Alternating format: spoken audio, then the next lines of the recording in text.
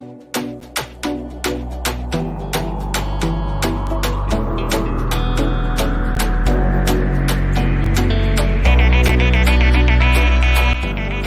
শরীরে জাঙ্কুকে বেসামাল টুটের স্পর্শ, লাগাম ছাড়া হাতের ছোঁয়ায় তে আর চোখ খুলতে পারল না। বাকি সময় সে রাতে প্রথমবারের মতো তে আর ঘুমাতে পারল না।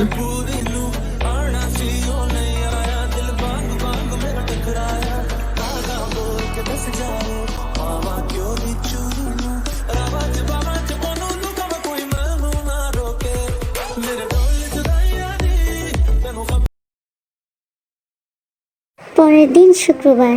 জাঙ্কুক আজ কলেজ যাবে না। সে ঘুম থেকে উঠে ফ্রেশ হয়ে খাটে বসে আছে। তের কোনো খোঁজখবর নেই। আশ্চর্য, মেয়েটা এমন কেন? একটু কি শুয়ে বসে থাকা যায় না? একটা মানুষ এতটা চঞ্চল কিভাবে হয়? বিশ্রামেরও তো দরকার আছে, তাই না? কিছুক্ষণ পর রুমে ঢুকে তে কোমরের পেট থেকে শাড়িটা কিছুটা সরে গিয়েছে। সেখানে স্পষ্ট হয়ে আছে জাঙ্কুকের দেওয়া রাতের লাভ বাইটগুলা। ফর্সা শরীরে একটু বেশি দেখা যাচ্ছে। জাঙ্কুকের চোখ সেখানে আটকে গেছে আবারও।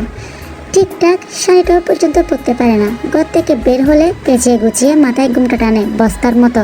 তে গিয়ে ড্রেসিং টেবিলের আয়নার সামনে বসে পড়ে মাথার কাপড় ফেলে দিল। সকাল সকাল ভেজা চুলগুলা কোপা করে রেখেছিল, সেগুলা ছেড়ে দিয়ে দুই হাতে চিরুনি নিল একটা।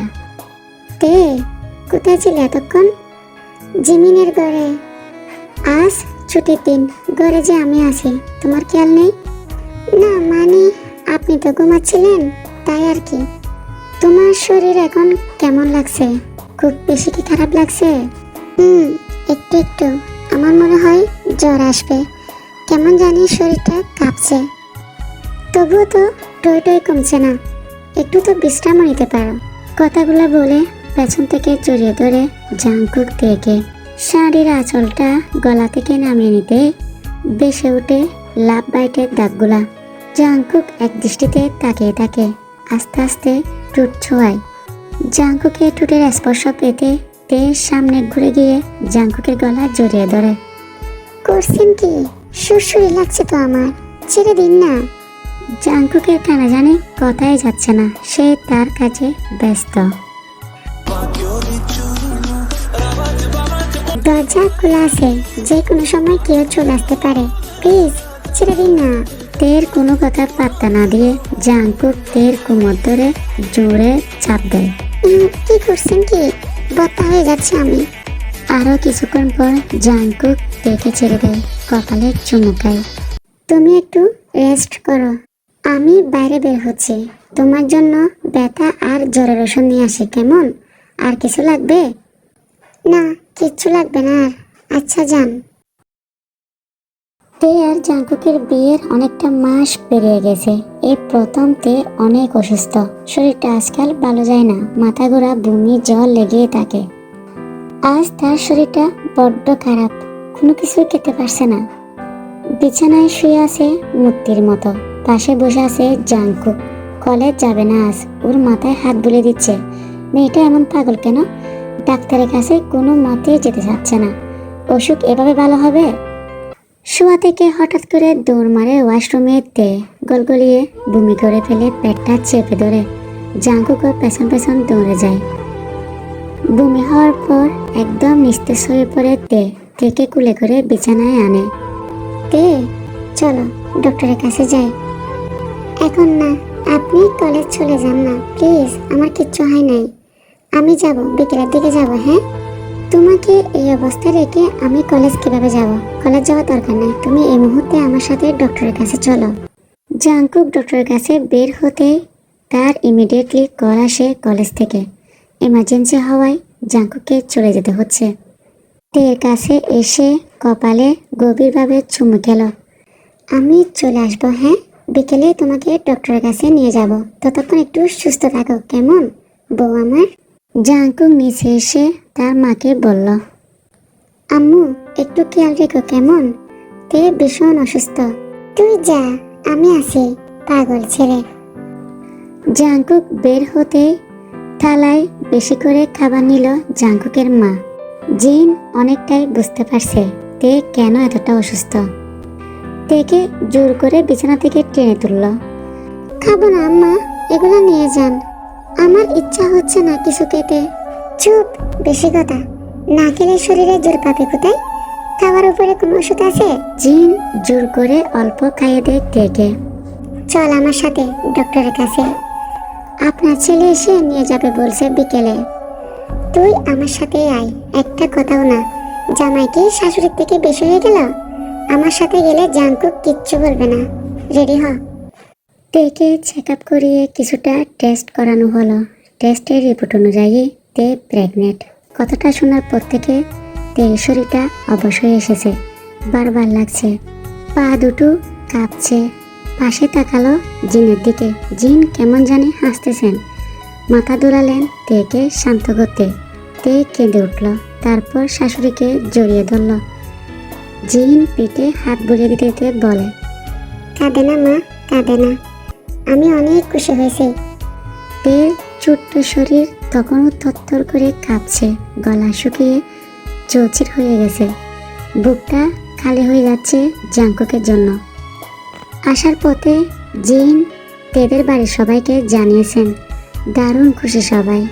তের সাথে একে একে সবাই কথা বলে নেয়। সবার সাথে কথা বলে তের এখন খুশি খুশি লাগছে। তের দাদু সব কিছু শিখিয়ে পড়িয়ে দিচ্ছে, নিয়ম কানুন। বাসায় ফিরে তে ব্যালকনিতে দাঁড়িয়ে আছে, পেটে হাতটা রেখে কেমন জানি অনুভূতি হচ্ছে।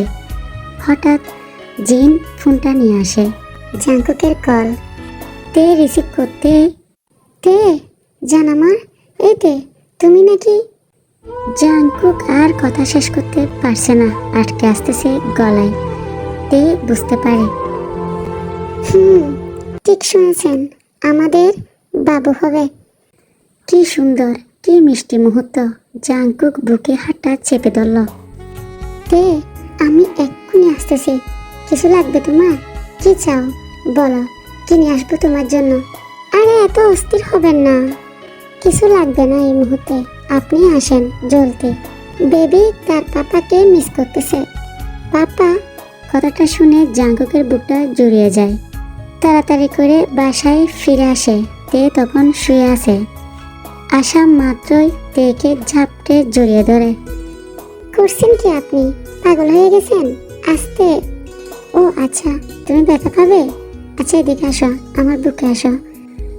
জাঙ্কুক তেকে বুকে নিয়ে শুয়ে থাকে, পিঠে হাত বুলিয়ে দেয়, খুব আদরে যত্নে। তের কপালে, গালে, থুতনিতে, টুটে একে একে পুরো মুখে চুমু খেলো আস্তে আস্তে। গালের এক পাশে টুটটা চেপে রাখলো, যেন নিজের ভিতরের অস্থিরতাটা কমে যায়। শান্ত করতে চাচ্ছে নিজেকে। তেকে আদর করে তের চোখ দুটো বন্ধ করে ফেলে, জাঙ্কুককে গভীরভাবে জড়িয়ে ধরে শুয়ে থাকে। মাঝখান দিয়ে কেটে গেল প্রায় 4 বছর। বিছানায় বসে তে চকলেট খাচ্ছে, ছোটদের জিনিস, ডেরি মিল্ক চকলেট।